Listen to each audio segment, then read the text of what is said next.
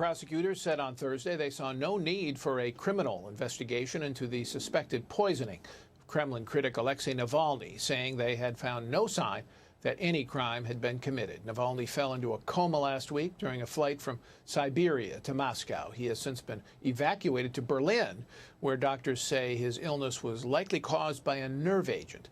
The case fits a disturbing pattern of targeted killings and assassination attempts against figures who challenge Russian President Vladimir Putin.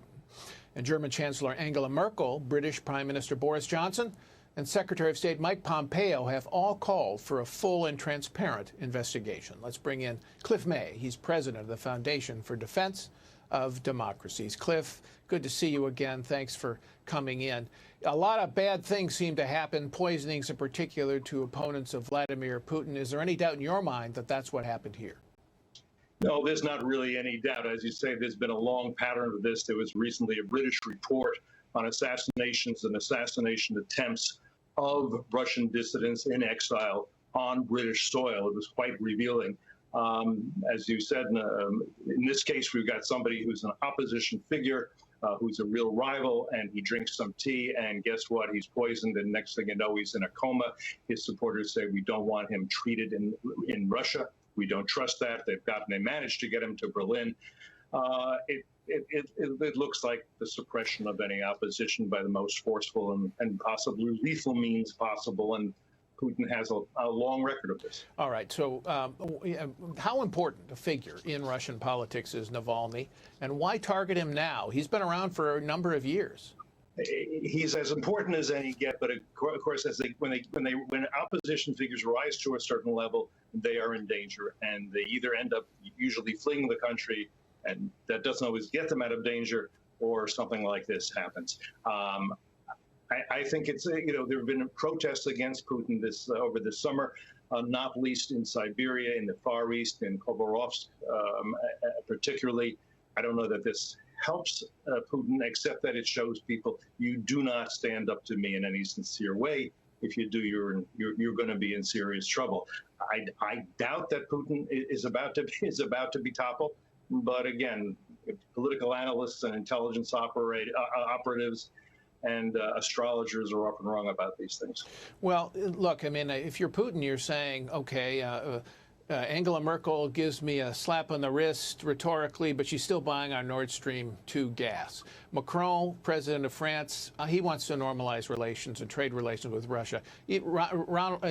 Donald Trump, he wants to bring him back into the G8. So if you're Putin, you can think, I can get away with anything, even if they disapprove rhetorically. And he can until he doesn't, until somebody is willing to stand up to him. And I really do hope that this is instructive to President Trump and also to our European allies, Germany and France, whose basic policy towards Russia, towards China, towards the Islamic Republic of Iran has been accommodation and appeasement, and continues to be. Now, this may get a little more difficult because you've got what could be a revolution taking place next door in Belarus, and Putin has said he may bring in what he calls law enforcement teams to maintain order. The EU is now considering about 20 individuals for sanctions, not including the dictator, Alexander Lukashenko. He's been dictator for 26 years. That's longer than Putin's been in power.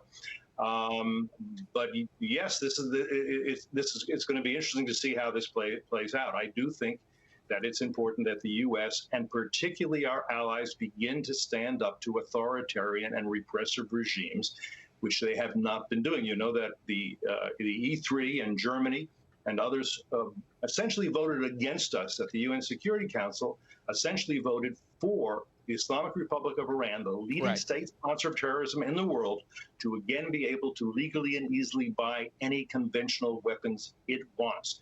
That is an absolutely ridiculous thing. And then there's a more complex, you've got editorials on it, procedure called the snapback based on a separate UN Security Council resolution. The U.S. has the right to snap back sanctions and impose an embargo. None of our allies are supporting us, or most of our allies are not supporting us in this effort. Right. I want to get to Belarus here, at least for a bit. Now, what are the stakes here? I mean, obviously, Putin doesn't want a country on its border to move away from his influence. But this Belarus does not want to join the EU, and it doesn't want to join NATO. So is this just a local rebellion? How large are the stakes? Well, I think the stakes are larger than people may recognize. As you say, the protesters, the demonstrators, and they're led by a very interesting woman by the name of Svetlana Tikhanovskaya. She is the wife of an opposition figure who has been jailed, who couldn't run. Lukashenko didn't take her seriously. She's just a woman. It's believed that she won the election, but the official results were 80% for Lukashenko. The people, from an American point of view, I got to say, we can't export democracy, but we really should be rooting for and supporting Democrats. These people are marching in the streets by the thousands, peacefully marching. They're not looting on the Miracle Mile in Minsk. There's been a brutal crackdown, credible reports of torture by the hundreds.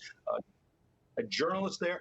I think this is it's an important thing. I think Putin has a difficult choice that he has to make here, and I think it's important for Europe. It's important for Russia, and it should be important for Americans. We should be providing at least strong moral support. Good. Thank you, Cliff May. Appreciate that briefing.